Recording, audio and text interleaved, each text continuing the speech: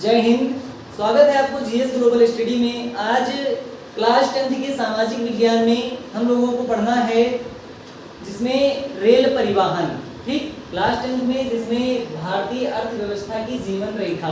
ठीक, इसमें हमने स्थल परिवहन में मुख्यतः सड़क परिवहन को कंप्लीट कर लिया था। अब जब हमको जो पढ़ना है वो स्थल परिवहन में रेल परिवहन पढ़ना है। ठीक है, क्या पढ़ना है? रेल परिवहन।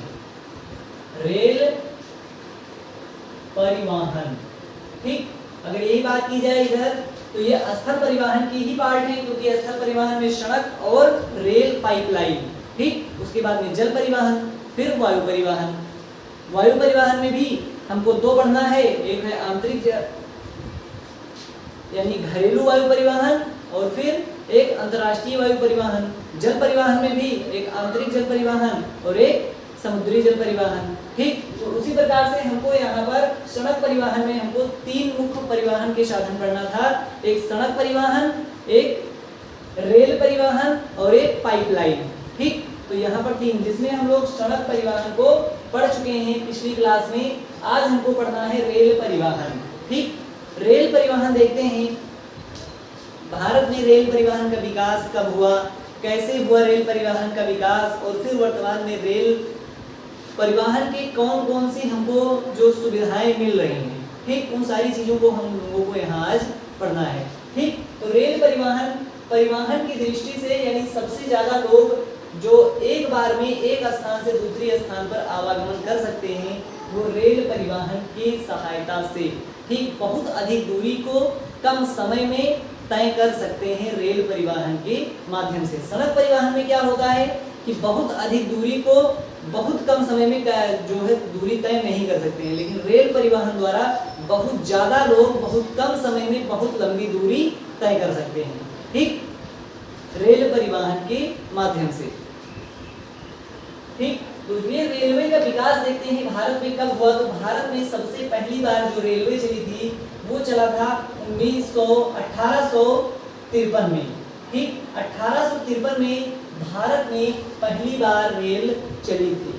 ठीक, ये क्वेश्चन आता है बोर्ड एग्जाम में, भारत में रेल पहली बार कब चली।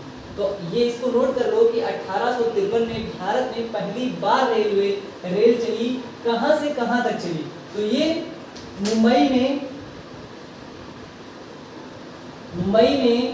से थाने के बीच, थाने एक स्थान है, मुंबई से थाने के बीच में रेलवे चली। ठीक, 1853 में मुंबई से थाने के मध्य रेलवे पहली बार भारत में चली। कितने किलोमीटर चली थी ये कितने किलोमीटर चली थी? आप लोगों को बताना है कमेंट सेक्शन में कि मुंबई से थाने के बीच में जब 1853 में जो रेलवे चली थी वो कितने किलोमीटर तक चली थी। ठीक, उसके बाद में देखते हैं रेल परिवहन के महत्व को देखें तो रेल परिवहन के महत्व कम समय में अधिक दूरी तय कर सकते हैं। ठीक, किसी भी सामान को यानी भारी सामान को आसानी से एक स्थान से दूसरे स्थान तक ले जा सकते हैं, चाहे हमें औद्योगिक क्षेत्र में हो या किसी भी प्रकार का जो भारी सा वस्तु है, उस भारी वस्तु को हम सड़क के माध्यम से ना ले जाकर रेलवे परिवहन का प्रयोग करते हैं, जिसमें अधिक दूरी तक अधिक सामान कम समय में पहुंच जाता है।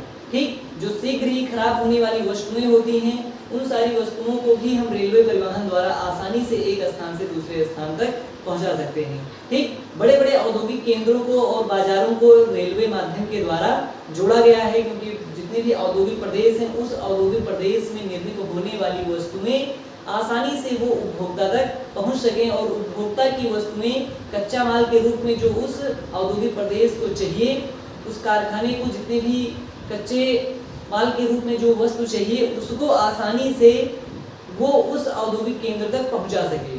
ठीक, इसके लिए रेलवे लाइन का विस्तार किया गया है। और भारत में अगर देखें तो ये 18 रेलवे मंडल में बांटा गया है। 18 रेलवे मंडल।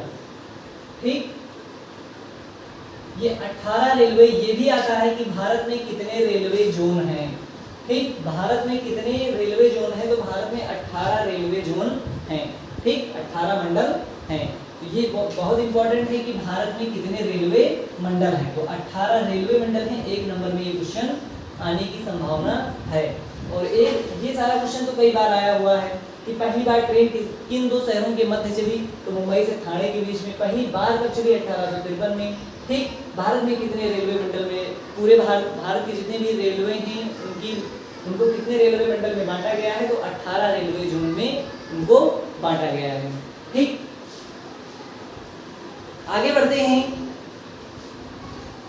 ये देखते हैं कि अगर देश में रेल परिवहन के वितरण को प्रभावित करने वाले कारक कौन कौन से हैं? कि भारत में रेलवे लाइन यानी रेलवे को प्रभावित करने वाले कारक। ठीक, रेलवे लाइन को या रेलवे को प्रभावित करने वाले कारक। ठीक, ये इंपॉर्टेंट है कि ऐसे क्वेश्चन आ सकता है कि भारत में रेलवे को प्रभावित करने वाले कारक या रेलवे को प्रभावित करने वाले कारक कौन से हो सकते हैं। ये नंबर इसमें क्वेश्चन इस तरीके से अभी तक नहीं बना है कि डायरेक्ट इससे क्वेश्चन बना हो। इसमें ऐसे दे दिया जाता है कि भारतीय या रेल परिवहन, भारत में रेल परिवहन पर टिप्पणी कीजिए। भारत में रेल परिवहन से आप क्या समझते हैं? रेलवे का पूरा ऐसे दिया जाता है। ठीक, तो इसमें इस तरीके से क्वेश्चन नहीं आता कि रेलवे को प्रभावित करने वाले कारक, लेकिन इसको जानते रहेंगे कि अगर ये आएगा तो यही सब लिखना होता है। इसमें अतिरिक्त कुछ नहीं होता जिसमें लिखें। तो रेलवे को प्रभावित करने वाले कारक, तो रेलवे को मुख्य रूप से प्रभावित करने वाले कारक जिसमें पहला है भू आकृति। ठीक, भू आकृति, आर्थिक कारक और राजनीतिक यानी प्रशासनिक कारक।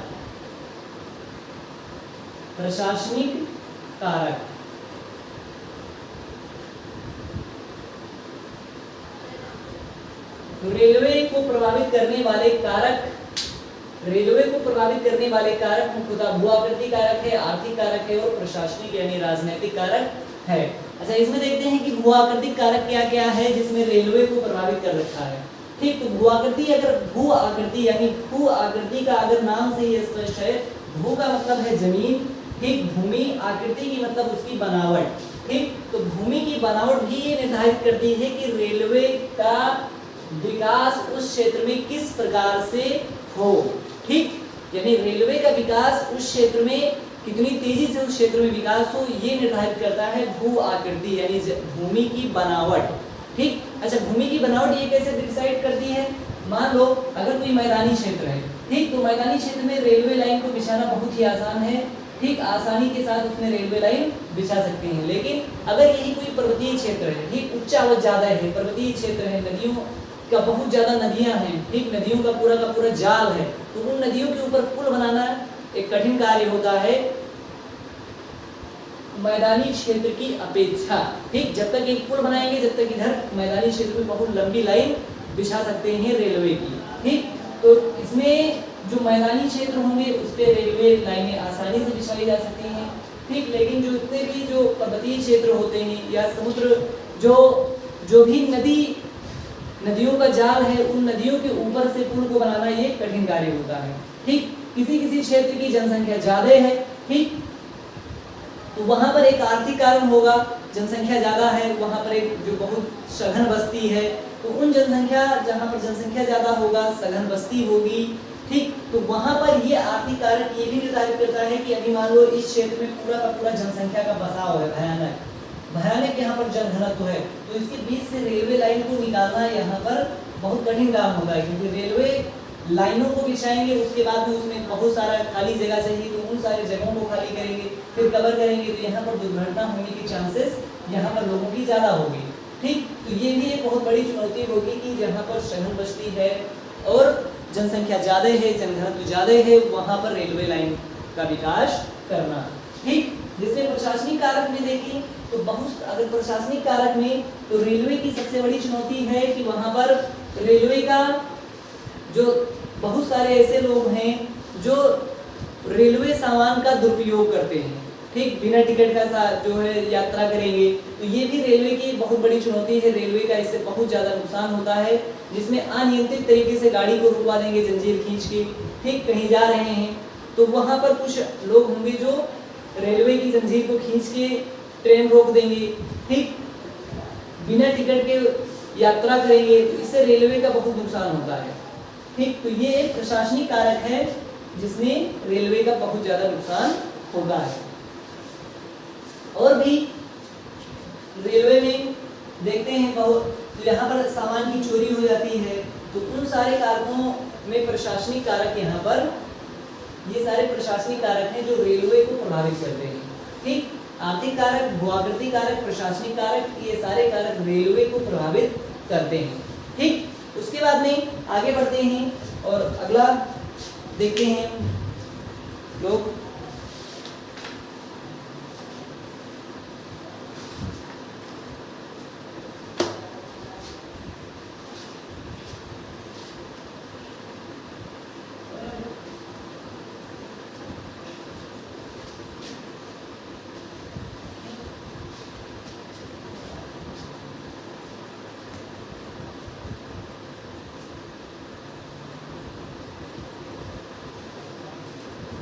रेलवे के संदर्भ में थोड़ा सा फैक्ट है, तो इस फैक्ट में देखते हैं रेलवे, ये एशिया का सबसे बड़ा जो रेलवे लाइन है, एशिया का सबसे बड़ा रेलवे लाइन है, वो भारत में एशिया का सबसे बड़ा रेलवे, एशिया में प्रथम स्थान है, ठीक, एशिया में, और ये विश्व में चौथा स्थान रखता है रेलवे, भारतीय रेलवे विश्व में चौथा स्थान, ठीक। तो अगर देखें कि एशिया का सबसे बड़ा रेलवे के किस देश में है, तो एशिया में सबसे ज्यादा रेल तंत्र जो है वो भारत में है। तो विश्व में देखें अगर पूरी दुनिया के रेलवे में, तो वो चौथे नंबर पर भारत का रेलवे आता है अपनी जो इसमें आकार की दृष्टि में, ठीक। इसकी लंबाई, जितनी भी रेलवे लाइन की लंबाई है या जितनी भी यात्री यात्रा करते हैं, उन सब के मामले में भारत चौथे नंबर पर है पूरी दुनिया में, एशिया में नंबर 1 पे है, ठीक। देखते हैं इसमें कि 2017-18 के अनुसार भारत में 1,23,236 किलोमीटर लंबी रेलवे 2017-18 के अनुसार 1,23,236 किलोमीटर रेलवे लाइन की, ठीक, 2017-18 के अनुसार 1,23,236 किलोमीटर, ठीक। और इन सारे जो इतनी लंबाई है, इन लंबाई को 18 मंडल में बांटा गया है। कितने मंडल में? 18 मंडल में, ठीक। और देखते हैं कि कितने रेलवे स्टेशन हैं, तो 8,338 रेलवे स्टेशन हैं, ठीक। इसी के अंतर्गत 8,338 रेलवे स्टेशन भारत में हैं, 8,338, ठीक। 8,338 रेलवे स्टेशन भारत में हैं। भारत में रेलवे की लंबाई कितनी है? 1,23,236 किलोमीटर, ठीक। भारत में कितने रेलवे मंडल में इसको बांटा गया है? तो 18 रेलवे मंडल में यानी जोन में बांटा गया है। भारत में टोटल कितने स्टेशन है? तो 8,338 रेलवे स्टेशन भारत में हैं, ठीक। तो रेलवे से संबंधित ये कुछ फैक्ट थे, जो इन फैक्ट को नोट कर लो, ये आ सकते हैं 1 नंबर में। रेलवे का प्रयोग क्या है, ठीक। ऐसे आ जाता है रेलवे का महत्व। अगर रेलवे का महत्व पूछा जाए कि रेलवे का महत्व क्या है, तो रेलवे के विकास, रेलवे द्वारा यानी रेलवे के विकास से हम रेलवे के माध्यम से हम पूरे भारत के जितने भी सुदूर पूर्व क्षेत्र हैं, सुदूर पूर्व, उन सारे सुदूर पूर्व क्षेत्रों को आपस में जोड़ सकते हैं। बहुत अधिक दूरी को बहुत कम समय में तय कर सकते हैं। बहुत ज़्यादा सामान यानी बहुत ढेर सारा सामान बहुत दूरी तक आसानी से ले जाया जा सकता है, ठीक। तो ये थे इसके फायदे, ठीक, भारत में भारत सरकार के रेलवे से बहुत बड़ा आय की प्राप्ति होती है, यानी बहुत ज्यादा पैसा सरकार को प्राप्त होता है रेलवे के द्वारा। ठीक, रेलवे द्वारा भारत सरकार को बहुत बड़ा आय प्राप्त होता है, जिसमें रेलवे एक ऐसा क्षेत्र है जिसमें लगभग 16 लाख कर्मचारी काम करते हैं, जिसमें 16 लाख कर्मचारियों को रोजगार दिया गया है रेलवे के द्वारा। ठीक, रेलवे द्वारा 16 लाख कर्मचारियों को रोजगार दिया गया है। तो ये थी इसकी इंपॉर्टेंस। रेल द्वारा शीघ्र नष्ट होने वाली वस्तुओं को शीघ्रता पूर्वक उपभोक्ता तक पहुंचाया जा सकता है। जनसंख्या के विकेंद्रीकरण, डाक व्यवस्था को सुचारू रखने और मंडियों के विकास, ज्ञान प्रसार, श्रमिकों के आवागमन तथा सुरक्षा व्यवस्था में रेलवे का योगदान सराहनीय है। रेलवे के द्वारा उद्योगों में कच्चा माल तथा शक्ति के साधन की आपूर्ति की जाती है। अगर रेलवे में देखा जाए तो पहले जो रेलवे चलते थे वो कोयला से चलने वाले थे, उसके बाद में जब कोयला से चलते थे तो फिर इसमें विकास हुआ, क्योंकि जो 1853 में चला था रेलवे, उसमें कोई डीजल इंजन से थोड़ी चलने वाला था। 1853 में जो रेलवे चला था वो कोयला से चलने वाला था, और उसके बाद में फिर धीरे धीरे उसमें विकास हुआ, फिर डीजल से चलने लगा, फिर उसके बाद में अब जो चल रहा है वो इलेक्ट्रिक से चल रहा है।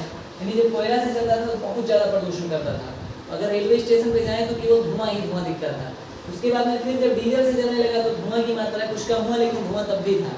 और लेकिन अगर वर्तमान समय में जाएं तो वर्तमान समय में इलेक्ट्रिक से चलती है, करंट से, तो उसमें कोई भी एयर पोल्यूशन होता ही नहीं है, प्रदूषण कुछ भी नहीं होता है। ठीक, तो ये थे रेलवे। अब उसके बाद में अगला जो हमारा है वो है पाइपलाइन। ठीक, पाइपलाइन तो स्थल परिवहन, अगर पाइपलाइन को पढ़ लिया जाएगा तो सड़क परिवहन भी पढ़ लिया गया, यानी सड़क, रेल। अब हमको पढ़ना है पाइपलाइन। ठीक, अगर पाइपलाइन को भी पढ़ लिया जाएगा तो हमारा स्थल परिवहन कंप्लीट हो जाएगा। ठीक, पाइपलाइन में ज़्यादा कुछ है नहीं। पाइपलाइन, इसको हम एक बार पहले भी बता चुके हैं प्रीवियस क्लास में। पाइपलाइन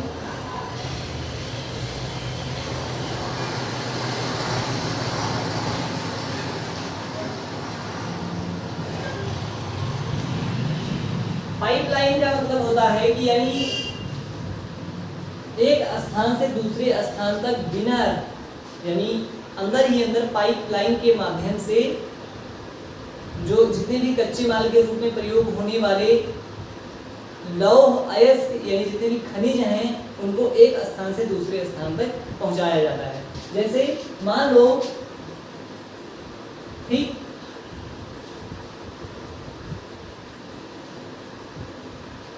भारत में यहाँ पर इसके पहले क्लास में अगर याद हो तो यहाँ पर हमने 3 प्रकार के प्रमुख रेल पाइपलाइन का जो है जिक्र किया था, जिसमें 3 प्रमुख रेल पाइपलाइनों को पढ़ना है। पाइपलाइन का मतलब समझते हैं क्या होता है। पाइपलाइन का मतलब होता है कि हम लोग यानी किसी भी वस्तु को, यानी जितने भी खनिज हैं, उन खनिजों को अगर हम चाहें तो रेलवे द्वारा भी ना भेजकर पाइपलाइन के माध्यम से भेज दें। अच्छा, पाइपलाइन के फायदे क्या होंगे भेजने के? रेलवे में क्या होता है कि हमने सामान से जो मालगाड़ी है उसको हमने भेजा, लेकिन वो बहुत डिले हो गया पहुंचने में। ठीक, पहुंचना था 4 दिन में, पहुंचा 8 दिन में, क्योंकि पैसेंजर वाली ट्रेन को भी आगे जाने देना है, उसके लिए अलग से पटरी है नहीं, उसी पटरी पे वो भी चलती है, वो भी चलती है, तो यानी दोनों का समन्वय बना के रखना है, तो इससे बहुत ज़्यादा लेट हो जाता है।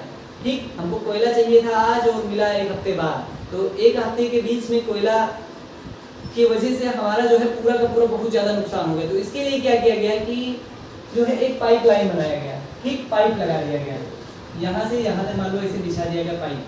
ठीक, अब यहाँ से कोई लोहा अगर मिला तो ये लोहा हमको पहुँचाना है इस औद्योगिक केंद्र में, तो क्या किया जाएगा, इस लोहा को यहाँ पर ठोस अवस्था में है तो इसको पिघला के तरल अवस्था में बनाया जाएगा, और उस लोहा को तरल अवस्था में पहुँचाने के बाद इस पाइपलाइन के माध्यम से यहाँ पर भेज सकते हैं।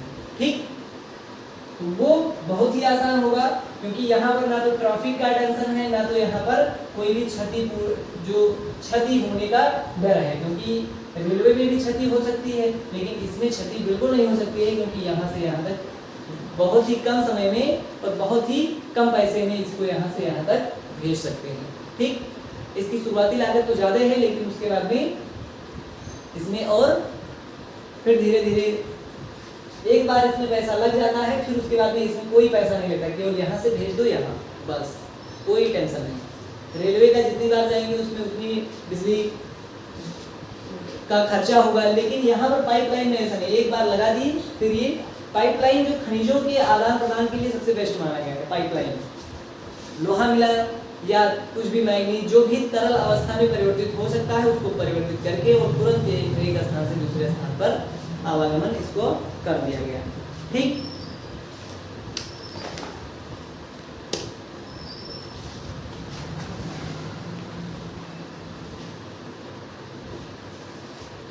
तो इसमें सबसे पहली पाइपलाइन है, 3 पाइपलाइनों में असम के तेल क्षेत्र से गुवाहाटी, बरौनी, इलाहाबाद के रास्ते कानपुर उत्तर प्रदेश तक एक शाखा बनाया गया है असम।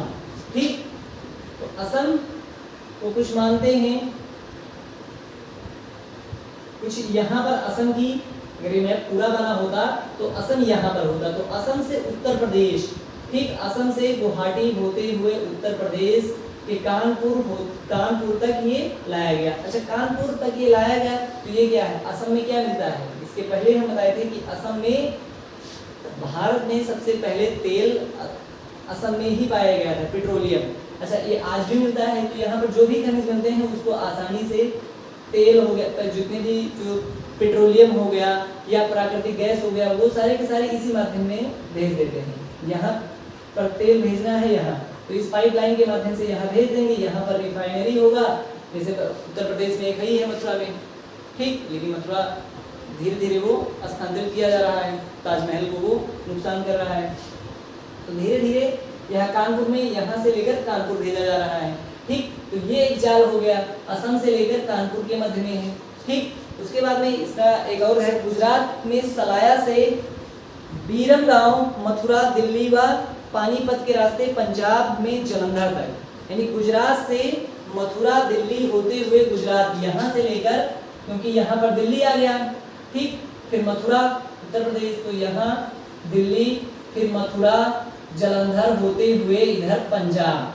ठीक, मथुरा गुजरात के सलाया से बीरमपुर गांव से लेकर इधर दिल्ली, मथुरा, फिर जलंधर, इधर पंजाब तक भेजा गया। ठीक, एक लाइन ये हो गया, गुजरात से पंजाब के मध्य, असम से कानपुर के मध्य। ठीक, उसके बाद में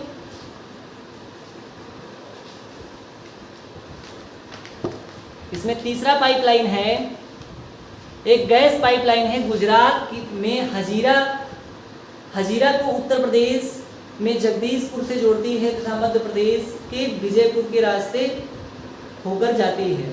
ठीक, यहाँ पर गुजरात से ही एक गैस पाइपलाइन है जो इधर ऐसे मध्य प्रदेश और मध्य प्रदेश से होते हुए इधर उत्तर प्रदेश और उत्तर प्रदेश में ऐसे जगदीशपुर तक जाती है, उत्तर प्रदेश से जगदीशपुर तक जाती है। ठीक, तो एक पाइपलाइन है यहाँ से लेकर यहाँ तक, तो ओवरराइट नहीं करते हैं, यानी यहाँ से लेकर ऐसे है, एक यहाँ से यहाँ तक है, एक यहाँ से यहाँ तक है।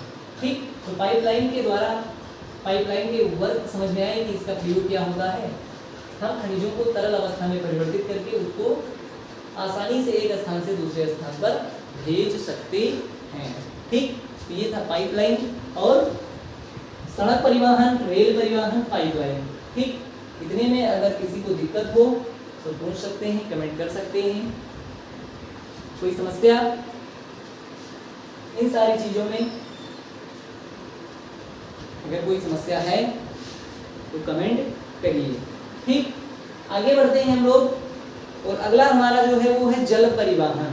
ठीक, तो जल परिवहन को हम लोग नेक्स्ट क्लास में पढ़ेंगे, जल परिवहन और वायु परिवहन।